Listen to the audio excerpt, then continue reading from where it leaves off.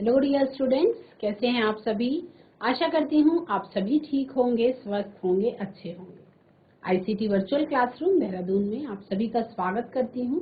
जैसा कि आप सभी जानते हैं बच्चों, मेरा नाम समता है और क्लास 7th में आपका चैप्टर चल रहा है जीवों में श्वसन, यानी कि रेस्पिरेशन इन ऑर्गेनिजम्स। तो हम मनुष्यों में श्वसन की प्रक्रिया किस प्रकार से होती है उसके बारे में बात कर रहे थे कल के सेशन में। तो मैंने आपको बताया था कि जो श्वसन होता है मनुष्यों में वो मुख्यतः 3 चरणों में होता है। पहला चरण है कि हम सांस लेते हैं और सांस छोड़ते हैं, जिसे हम ब्रीदिंग टेक्निक कहते हैं या ब्रीदिंग प्रोसेस कहते हैं। ये एक शारीरिक प्रक्रिया है जिसमें ऑक्सीजन युक्त हवा जो है वो शरीर के अंदर ली जाती है, जिसे हम सांस लेना कहते हैं।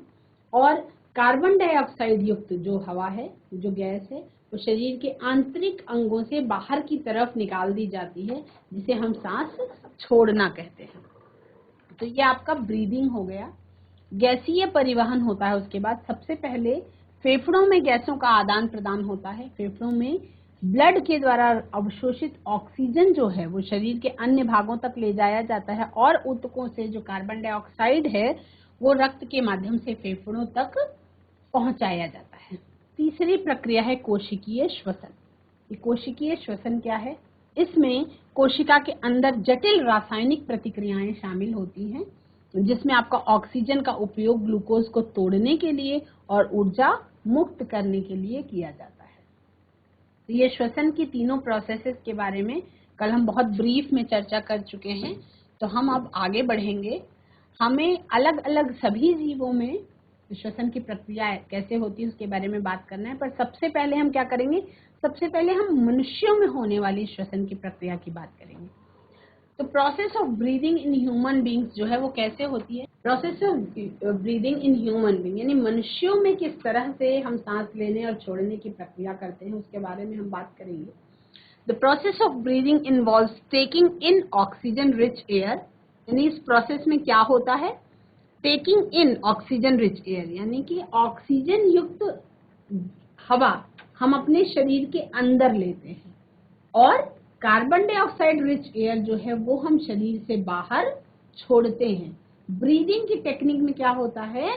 हम taking in oxygen rich air यानी ऑक्सीजन युक्त शुद्ध हवा जो है वो हम अपने शरीर के अंदर लेते हैं और शरीर से बाहर क्या छोड़ते हैं? Giving out carbon dioxide rich air, यानी कार्बन डाइऑक्साइड रिच जो हवा होती है वो हम शरीर के बाहर छोड़ते हैं। मतलब सोचने की बात है कि हम जब ऑक्सीजन वाली हवा अंदर लेते हैं तो अंदर कुछ ऐसी प्रोसेस होती है जिससे हमें कार्बन डाइऑक्साइड हमारी उसी हवा में मिल जाती है वापस, तो हमें उसको शरीर के बाहर छोड़ना पड़ता है। This entire process occurs because of the actions of various organs of the respiratory system. तो ये जो प्रक्रिया होती है कि हम ऑक्सीजन को अपने शरीर के अंदर लेते हैं और कार्बन डाइऑक्साइड को शरीर के बाहर छोड़ देते हैं, ये प्रोसेस कैसे कंप्लीट हो पाती है? अलग अलग रेस्पिरेटरी ऑर्गन्स के कुछ एक्शंस के कारण ये प्रोसेस जो है वो कंप्लीट हो पाती है। आप सभी को पता है कि हम जो हवा अपने शरीर के अंदर लेते हैं वो नॉस्ट्रिल्स के द्वारा लेते हैं, अपनी नासिकाओं के द्वारा लेते हैं। And when we breathe in, air passes through our nostrils into the nasal cavity. जब हम सांस अंदर को गहरा खींचते हैं तो नॉस्ट्रिल्स से हवा क्या होती है? हमारी नेजल कैविटी में पहुंच जाती है। नेजल कैविटी में पहुंचने के बाद फिर वही हवा लंग्स में पहुंच जाती है, जो कहाँ पे लोकेटेड होता है? हमारे चेस्ट पे लोकेटेड होता है ना, चेस्ट कैविटी पे, जिसे वक्ष गुहिका कहते हैं। The actual mechanism of breathing involves the movement of the ribs at the end the diaphragm. Actual mechanism क्या है? सांस लेने की प्रोसेस में जो मुख्य जो आपके शरीर में बदलाव होता है वो कौन सा बदलाव होता है? आपका जो चेस्ट कैविटी है उसमें और जो डायाफ्राम है उसमें कुछ चेंज आता है। क्या चेंज आता है? कहाँ पे मिलता है ये? आपको मैंने बताया था कल कि जैसे ये आपकी इस तरह से क्या है, ये ट्रैकिया है, यहाँ पे आपके लंग्स हैं, है ना, दोनों। यहाँ पे एक झिल्ली मौजूद होती है जिसे हम कहते हैं डायाफ्राम। ये क्या है? ये है डायाफ्राम। तो इसमें और इसके लंग्स के ऊपर ऐसे से क्या होता है, चेस्ट कैविटी होती है, यानी कि पसलियां होती हैं, हड्डियां होती हैं बहुत सारी, ऊपर से कवर करके रखती है ताकि ये अंदर वाला जो पार्ट है वो सुरक्षित बना रहे, है ना। तो उस पार्ट का वो कैसे काम करता है उसी के बारे में आपको बात करनी है ना। तो सबसे पहले हवा कहाँ जाती है, हमारी नाक से हमारी अंदर नेजल कैविटी में पहुंच जाती है, उसके बाद लंग्स तक पहुंच जाती है। लेकिन लंग्स तक जब हवा पहुंचती है तो क्या बदलाव होता है हमारे शरीर में, है ना। आप सांस लेके ट्राई करके देखिए, तो जब आप सांस लेते हैं, गहरी सांस भरते हैं, तो सीना आपका फूलता है ना। रिब केज जो है वो एक्सपेंड करती है थोड़ा सा बाहर, क्योंकि फेफड़े जो है वो एक्सपेंड होते हैं। और जब आप सांस बाहर को छोड़ते हैं तो वापस से, तो कैसे होता होगा आपका रिलैक्स कॉन्ट्रैक्ट, इस तरीके की घटना होती है। संकुचन और शिथिलन की घटना होती रहती है, फूलना और सिकुड़ना ये होता रहता है, जिससे सांस जो है वो लगातार हम लेते रहते हैं। और इससे क्या होता है, हमारी चेस्ट कैविटी में और डायाफ्राम के जगह पे चेंज होता है, मतलब वो अपनी जगह छोड़ता है और वापस अपनी जगह पे आता है। कैसे होती है ये प्रोसेस वो हम समझेंगे। देखो, दो प्रक्रियाएं होती हैं ब्रीदिंग में। पहली प्रक्रिया को हम कहते हैं इनहेलेशन और दूसरे को हम कहते हैं एक्सहेलेशन। अब इनहेलेशन क्या है, इनहेलेशन का मतलब है अंतः श्वसन। अंतः श्वसन मतलब ऐसी प्रक्रिया जिसमें ऑक्सीजन जो है शरीर के अंदर जा रही है।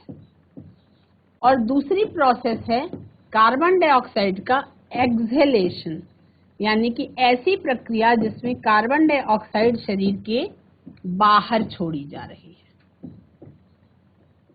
है ना। ये दो प्रक्रियाएं हैं, कार्बन डाइऑक्साइड शरीर के बाहर छोड़ी जा रही है और ऑक्सीजन शरीर के अंदर ली जा रही है। तो जब हम इनहेल कर रहे होते हैं, यानी कि जब हम सांस अंदर को खींच रहे होते हैं, तब डायाफ्राम में क्या परिवर्तन होता है, तब diaphragm moves down and the ribs move upwards and outwards. जब हम सांस अंदर को खींचते हैं, बहुत ध्यान से इस चीज को सुनेंगे, जब हम सांस अंदर को भर रहे होते हैं उस समय पे क्या होता है, हमारे फेफड़े फूलते हैं, हवा भर जाती है उसके अंदर। तो क्या होता है, जो डायाफ्राम है वो नीचे की तरफ मूव कर लेता है, मतलब नीचे की तरफ गति करता है। और जो चेस्ट कैविटी है हमारी, या पसलियां जिनको हम कह रहे हैं, रिब्स मतलब पसलियां जो होती है, जो यहाँ पे हमारी बहुत सारी हड्डियां मौजूद हैं, जो पसलियां हैं, ये क्या करती हैं, ये बाहर की तरफ गति करती है, ऊपर और बाहर की तरफ गति करती है। तो इससे क्या होता है, स्पेस चेस्ट कैविटी के अंदर का बढ़ जाता है ना।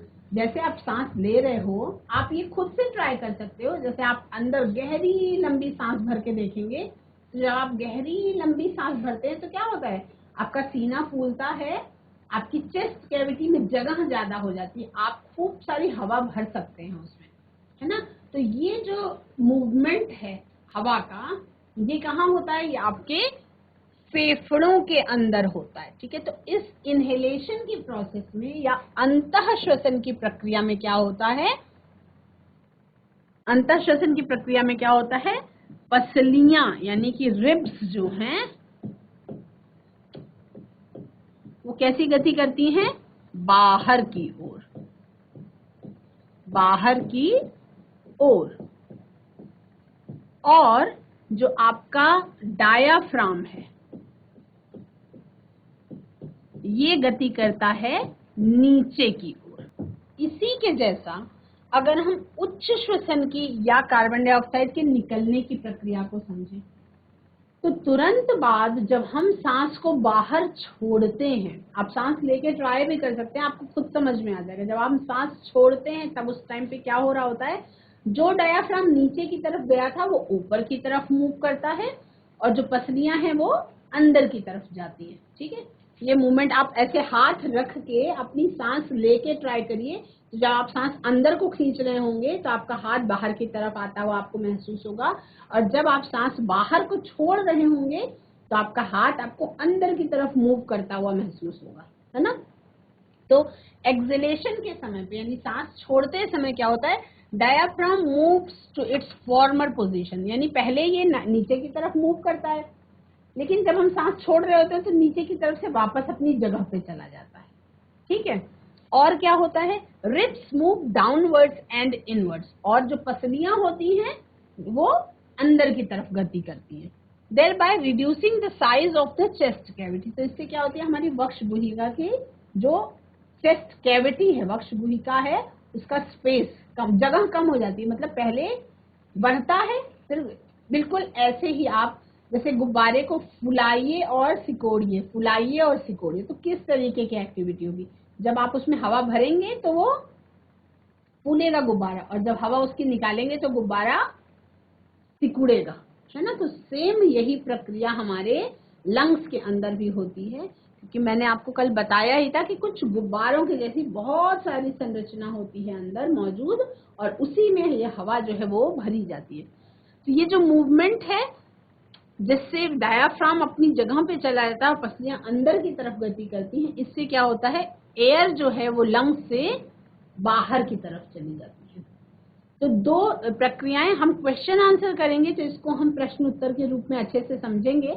आज बस इतना समझेंगे कि जो सांस लेने और छोड़ने की प्रक्रिया है, इसमें दो मुख्य घटनाएं होती हैं। एक होता है इनहेलेशन यानी कि अंतः श्वसन, और एक होता है एक्सहेलेशन यानी कि उच्च श्वसन। इनहेलेशन जो होता है उसमें डायाफ्राम जो है वो अंदर की तरफ नीचे की तरफ गति करता है, और रिब्स जो है वो बाहर की तरफ गति करते हैं। ठीक है, जिससे चेस्ट कैविटी का स्पेस जो है वो थोड़ा सा बढ़ जाता है, और ये क्या करता है, ये आपके लंग्स के अंदर हवा को ले जाने का काम करता है। जब हम उच्च श्वसन कर रहे होते हैं तो एक्सहेलेशन की प्रोसेस में क्या होता है, डायाफ्राम जो है वो अपनी जगह पर चला जाता है, और रिब्स जो है वो अंदर की तरफ जाते हैं, और इससे चेस्ट कैविटी का जो स्पेस है वो थोड़ा सा कम हो जाता है। और इस घटना से क्या होता है, अंदर मौजूद जो हवा है वो कार्बन डाइऑक्साइड युक्त हो गई है, तो अब वो शरीर के बाहर छोड़ दी जाती है। तो ये दोनों प्रक्रियाएं जो हैं आपकी ब्रीदिंग टेक्निक का पार्ट है। अब इसमें क्या हो रहा है, आप देखिए, जब हम सांस अंदर को खींच रहे हैं, जब हम सांस क्या कर रहे हैं, ले रहे हैं, है ना, अंतः श्वसन के दौरान जब हम सांस ले रहे हैं, अंतः श्वसन के दौरान जब हम सांस अंदर को यहां से ले रहे हैं, बहुत सारी हवा अंदर जा रही है, तो ये जो आपको ये जो लाइंस दिखाई पड़ रही है, ये क्या है, ये आपका हड्डियों का ढांचा है ना। इन्हें हम क्या कहते हैं बच्चों, इन्हीं को हम कहते हैं पसलियां। ये क्या है, पसलियां हैं या रिब्स हैं। ये क्या है, पसलियां या रिब्स कहते हैं इनको।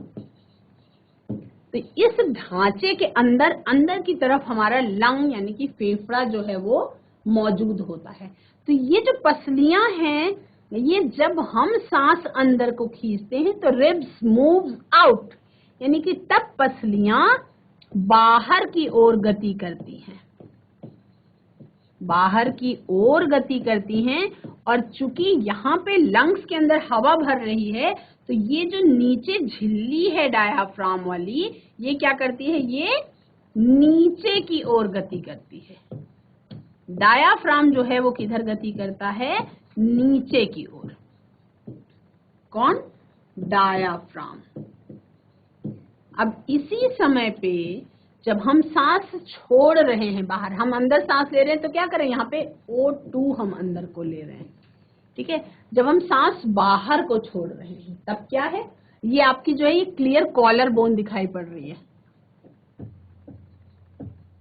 कॉलर बोन दिखाई पड़ रही है जो आपके गले पर आपको फील होती है। यहाँ पे आप देख पा रहे हैं ये दो हड्डियां, ये जो दोनों हड्डियां हैं ये आपकी कॉलर बोन कहलाती है। यहाँ से हमारी पसलियां शुरू हो जाती हैं और यहाँ से ऐसे ऐसे करके हमारा हड्डियों का जाल रहता है, जिसके अंदर हमारा फेफड़ा जो है, लंग्स जो है वो सुरक्षित रहता है। तो अभी जब हम सांस बाहर को छोड़ते हैं, जब हम सांस बाहर को छोड़ रहे हैं तब क्या हो रहा है, अंदर हवा भरी हुई थी, तो आप उसको बैलून की तरह ही समझो आसानी से, अंदर हवा भरी हुई थी तो चेस्ट कैविटी बाहर की तरफ आई, रिब्स जो है वो थोड़ा सा बाहर की तरफ उन्होंने गति की, और डायाफ्राम जो है वो नीचे की तरफ चला गया। ठीक इसका उल्टा, जब हम सांस बाहर को छोड़ रहे हैं तब क्या होता है? जब हम सांस बाहर को छोड़ रहे हैं तब ये जो पसलियां हैं, ये जो आपको पसलियां दिखाई पड़ रही हैं, रिब्स, ये क्या करती हैं? Ribs moves in, ribs move inside, है ना। और उस समय पे क्या होगा? डायाफ्राम जो है वो वापस अपनी जगह पे ऐसे ऐसे करके पहुंच जाता है। पहले नीचे की तरफ जाता है और वापस वो अपनी जगह पे, डायाफ्राम जो है वो अपनी जगह पे पहुंच जाता है,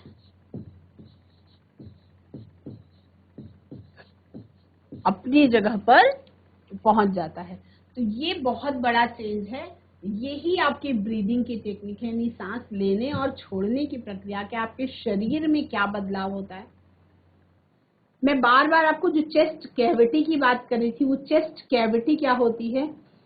इसी वक्ष गुहिका का ये जो पार्ट है ये आपका चेस्ट कैविटी कहलाता है ना। इसमें ये आपका जो है जैसे हड्डियों का ढांचा है पूरा, है ना। ये हड्डियों का बना हुआ ढांचा है जिसके अंदर हमारे फेफड़े सुरक्षित रहते हैं, है ना। और ये जो हड्डियों का ढांचा है, जब फेफड़े के अंदर हवा भरी जाती है तो ये हड्डियों का ढांचा क्या होता है? बाहर की तरफ आता है, डायाफ्राम नीचे की तरफ जाता है। जब हवा छोड़ी जाती है तो यही हड्डियों का ढांचा क्या होता है? अंदर की तरफ आता है और हवा जो है वो बाहर निकल जाती है, डायाफ्राम अपनी जगह पर पहुंच जाता है। तो एयर जो है अंदर जाती है तब क्या होता है? ऑक्सीजन गैस ले जाती है, और जब हम हवा बाहर को छोड़ते हैं तब क्या होती है? कार्बन डाइऑक्साइड गैस को हम शरीर के बाहर छोड़ते हैं, है ना। तो आई थिंक आपको ये प्रोसेस समझ में आ गई होगी सभी बच्चों को। अगर इस प्रोसेस में किसी भी प्रकार का प्रश्न है ना, तो आप अभी मुझसे उस प्रश्न को पूछ सकते हैं, आपकी कंफ्यूजन तुरंत ही क्लियर हो जाएगी। तो आई थिंक आप सबको समझ में आ रहा होगा कि मैं किस चीज के बारे में बात कर रही हूँ। मैं बात कर रही हूँ कि ब्रीदिंग की प्रक्रिया में जो आपकी सांस लेने और छोड़ने की प्रक्रिया है, उस प्रक्रिया में आपके शरीर में क्या बदलाव होता है, ये आपको जानना है। तो आपके शरीर में क्या बदलाव होता है बच्चों? जब हम सांस अंदर को खींचते हैं तो जैसे बलून फूलता है ऐसे आपके फेफड़े भी फूलते हैं। तो जो पसलियां हैं वो बाहर की तरफ गति करती हैं, डायाफ्राम नीचे की तरफ गति करता है। जब हम सांस छोड़ रहे होते हैं तो जैसे गुब्बारा सिकुड़ता है तो क्या होता है? जो चेस्ट कैविटी है यानी कि जो पसलियां हैं वो अपनी जगह पे पहुंच जाती हैं और डायाफ्राम भी अपनी जगह पे पहुंच जाता है, यानी कि पसलियां जो है वो अंदर की तरफ गति करती हैं और डायाफ्राम जो है वो अपनी जगह पे पहुंच जाता है, यानी कि अपनी उसी जगह पे पहुंच जाता है जहां से वो नीचे की तरफ गति किया था। तो ये आपका हो गया ब्रीदिंग प्रोसेस के अंदर शरीर में होने वाले बदलाव, है ना। अब हम क्या पढ़ेंगे? कौन सी एयर जो हम अंदर लेते हैं और बाहर छोड़ते हैं, तो उसको हम देखेंगे कि जब हम शरीर के अंदर हवा लेते हैं तब मात्रा हर अलग अलग गैस की कितनी होती है हमारी उस हवा में, और जब हम बाहर को छोड़ रहे होते हैं तब हमारी सांस छोड़ते समय उसमें कौन से गैस की कितनी मात्रा होती है। हाँ, इस चार्ट को आप सभी बच्चे नोट कर सकते हैं। हम गैसेस का नाम लिखा हुआ है यहाँ पर। ये है आपका ऑक्सीजन, ऑक्सीजन, ये है आपका कार्बन डाइऑक्साइड,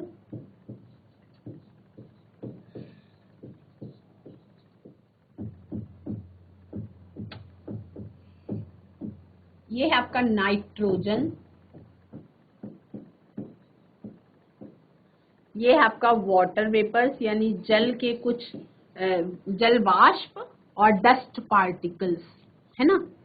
तो जब हम सांस अंदर को खींच रहे होते हैं बच्चों तब ऑक्सीजन होती है 20.96%। जब हम बाहर छोड़ रहे हैं तब उसमें भी ऑक्सीजन होती है थोड़ा 16.4%। जब हम सांस अंदर को ले रहे हैं तब कार्बन डाइऑक्साइड होती है केवल 0.04%, लेकिन जब हम छोड़ रहे हैं तब ये 4% तक बढ़ जाती है। नाइट्रोजन जब हम अंदर ले रहे होते हैं तो 79% तक होती है, और जब हम बाहर छोड़ रहे होते हैं तो थोड़ा सा बढ़ के 79.6% तक होती है।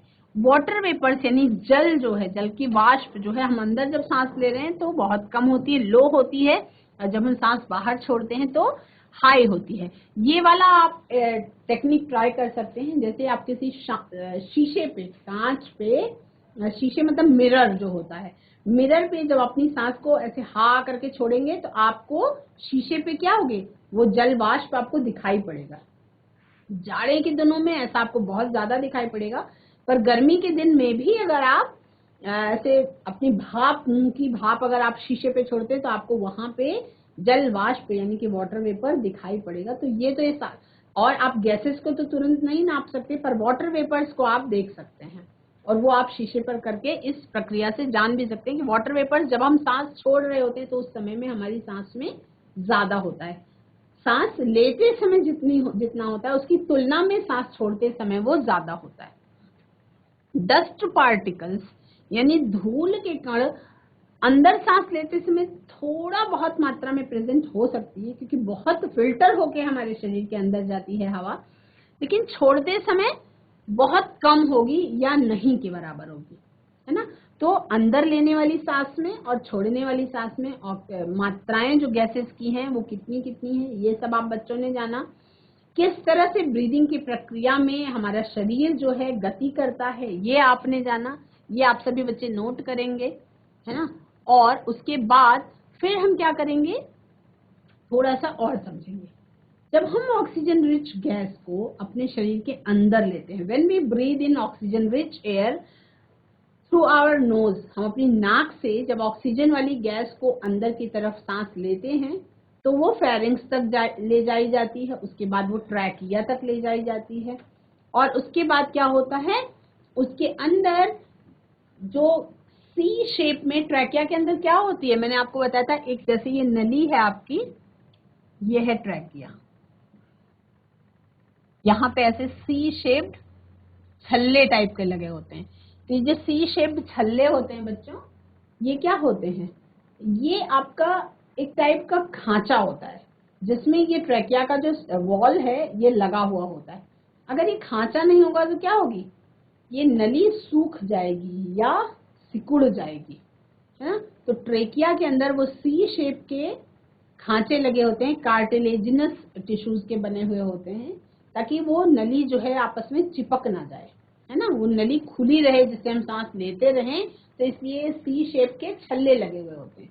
तो ये क्या होता है, ये डिवीजन, अब जब यहाँ पे डिवीजन हो रहा है, यहाँ पे ये डिवीजन हुआ, ये जो डिवीजन हुआ इसको हम क्या कहते हैं, ब्रोंकाई कहते हैं। One entering in left lung and the other enters in the right lung. तो ये जो ब्रोंकाई है वो एक आपके बाएं वाले फेफड़े में एंटर कर जाता है और एक आपके दाएं वाले फेफड़े में एंटर कर जाता है। अब अंदर घुस के ये बहुत सारी ब्रांचेस में कन्वर्ट हो जाता है इस तरीके से। तो ये जो ब्रांचेस में कन्वर्ट हो रहा है इसको हम कहते हैं ब्रोंकियोल्स, है ना।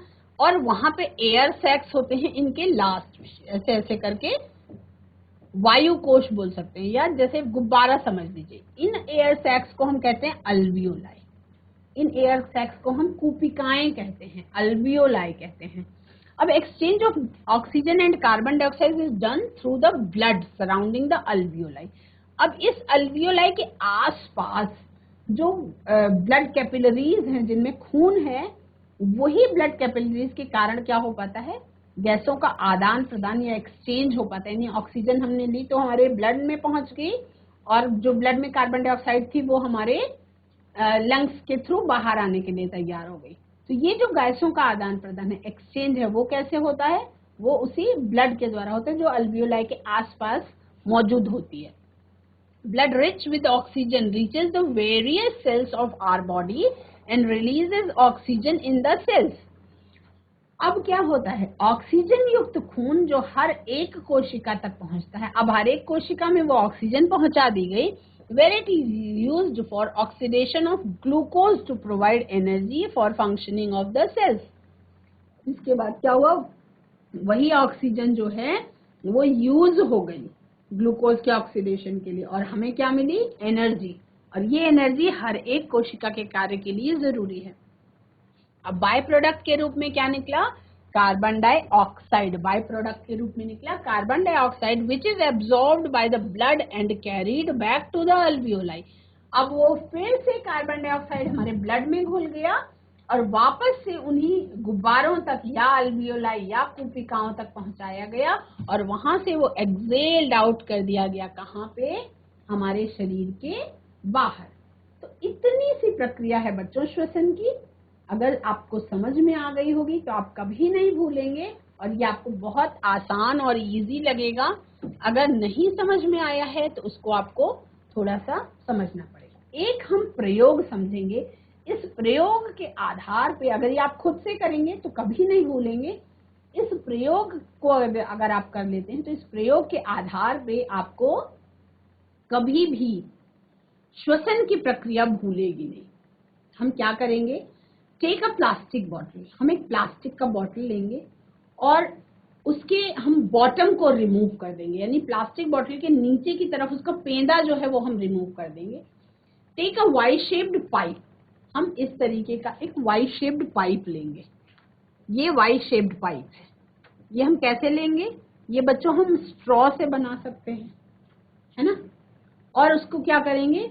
अटैच कर देंगे आपकी बॉटल के अंदर, उसकी लिड के अंदर हम डाल देंगे उसको। एक उसका ढक्कन जो है उसमें एक छेद बनाएंगे, उसी के अंदर हम इसको पाइप को डाल देंगे, उसको फिक्स कर देंगे। उस पाइप के दोनों सिरों पर हम 2 ऐसे बैलून्स लगा देंगे। ये आपका गुब्बारा लगा दिया हमने बैलून के इसके पाइप के नीचे।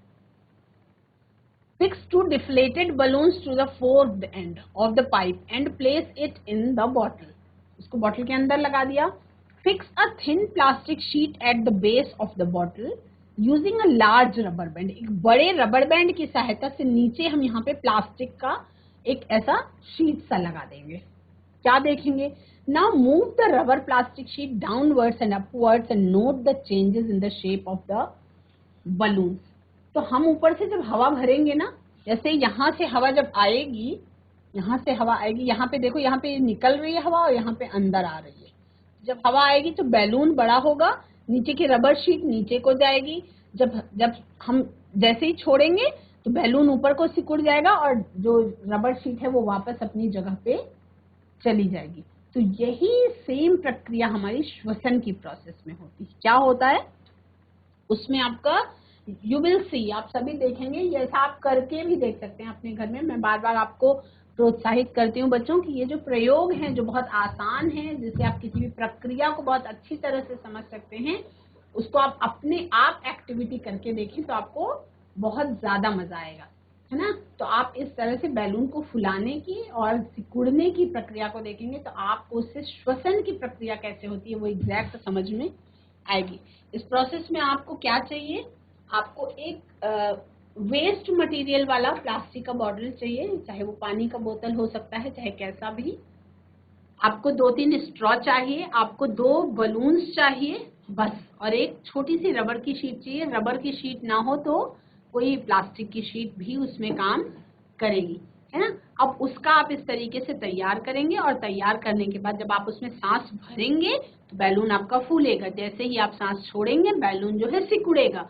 फिर आप सांस को भरेंगे तो फिर से बैलून फूलेगा और जो रबर शीट है या प्लास्टिक शीट है वो नीचे की तरफ जाएगी और फिर जैसे ही आप सांस छोड़ेंगे बैलून सिकुड़ जाएगा और वो रबर शीट या प्लास्टिक शीट अपनी जगह पे वापस चली जाएगी।